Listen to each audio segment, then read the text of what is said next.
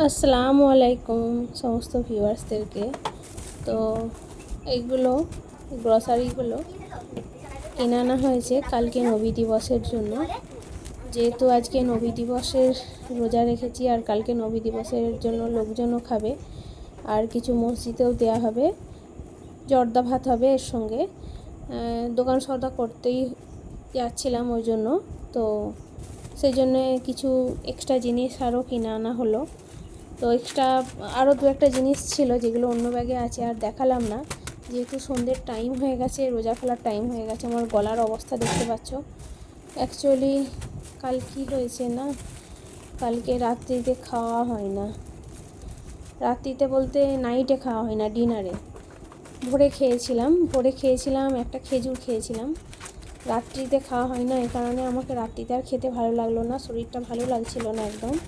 আর এই দোকান সদাগুলো দেখিয়ে দিলাম, মোরব্বা আছে, চাল আছে, ধূপ আছে, গোলাপ পানি আছে, কাজু বাদাম কিশমিশ, এখানে সার্ফ আছে, পেঁয়াজ আছে, আদা রসুন আছে, তারপরে আলু বখরা আছে, এগুলো সবই আছে। তো এখানে ফ্রুটগুলো দেখিয়ে দিচ্ছি। এই ফ্রুটগুলো এনেছি আজকে সন্ধ্যের সময় রোজা খোলার জন্য।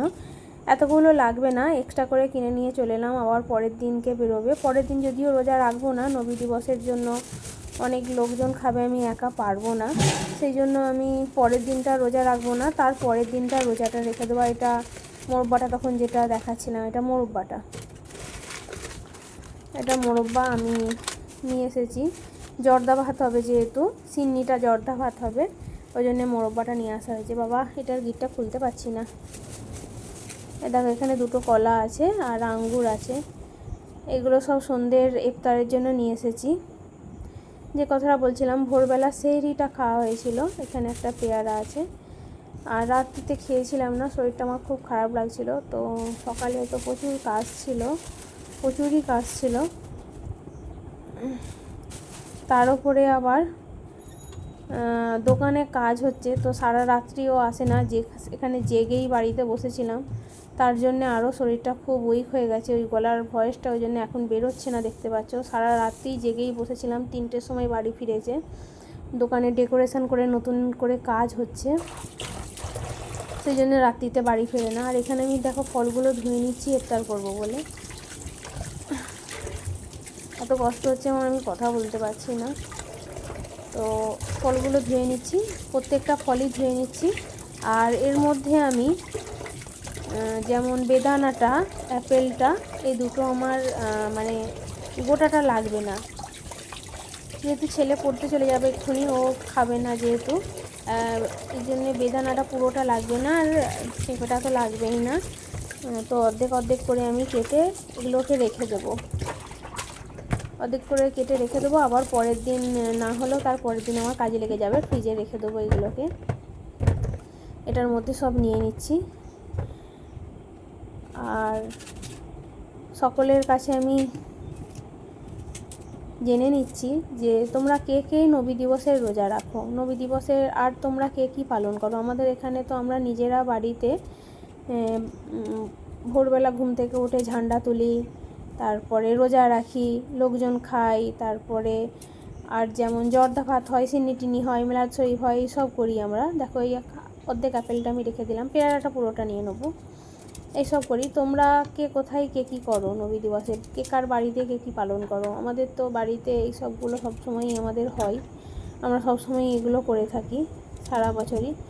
আর প্রতি মাসে তো আমার এমনি বাড়িতে 11 শরীফ হয়, তার জন্য আলাদা করে এমনি কিছু হয় না। আর যেটা 11 শরীফের মাস, 11 শরীফের চাঁদ, যখন বড় পীর সাহেবের চাঁদ থাকে তখন তো আলাদা করে 11 শরীফ হয়, দেখেইছো।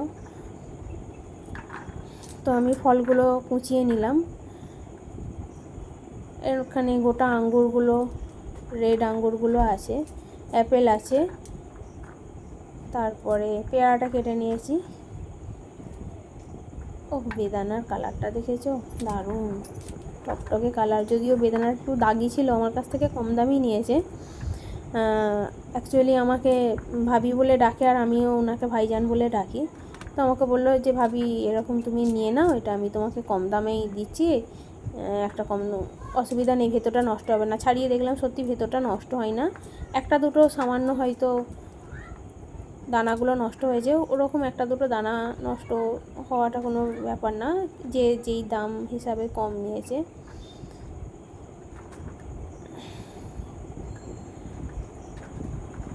তো দেখো আমি এখানে বেদানাটা ছাড়িয়ে নিলাম আর অর্ধেকটা রেখে দিলাম।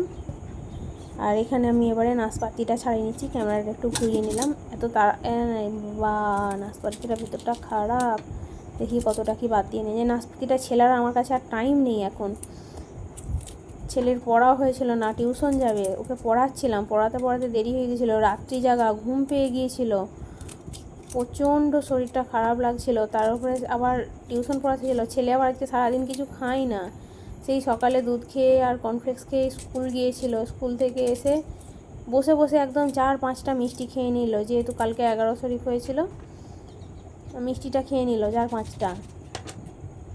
আমাকে আবার বলছে আরও মিষ্টি দাও, আমি বলছি না আর মিষ্টি না, খালি পেটে মিষ্টি খেতে হবে না। দিয়ে ওকে দুধ খাইয়ে পড়তে পাঠিয়ে দিয়েছি, আর ওর টিফিনে খানিকটা ফ্রুট দিয়ে দিয়েছি, শরবত দিয়ে দিয়েছি। ওকে বলেছি যে একটা পড়া হয়ে গেলে আরেকটা যখন পড়তে যাবি তারপরে তখন ওখানে যেয়ে ম্যাডামের কাছে বসে একটু আগে খেয়ে নিবি, তারপরে পড়বি।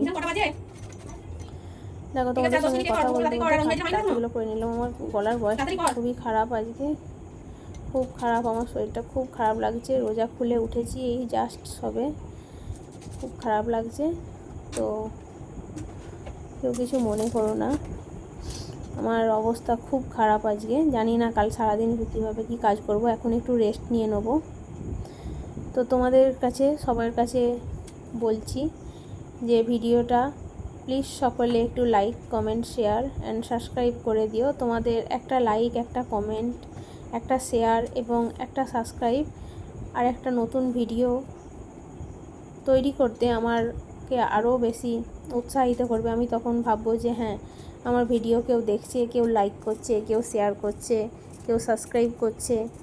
তো তোমরা এটা করলে আমি খুব খুব মন থেকে হ্যাপি হব, আর তখন আরেকটা আমাকে নিজের মন থেকে ভিডিও বানানোর জন্য আমার মন থেকে আমি প্রস্তুত নিতে পারবো, নিজেই ভালো লাগবে নিজেকে। তো তোমাদের সবার কাছে অনুরোধ করছি প্লিজ সকলে একটু like, comment, share and subscribe করে দিও।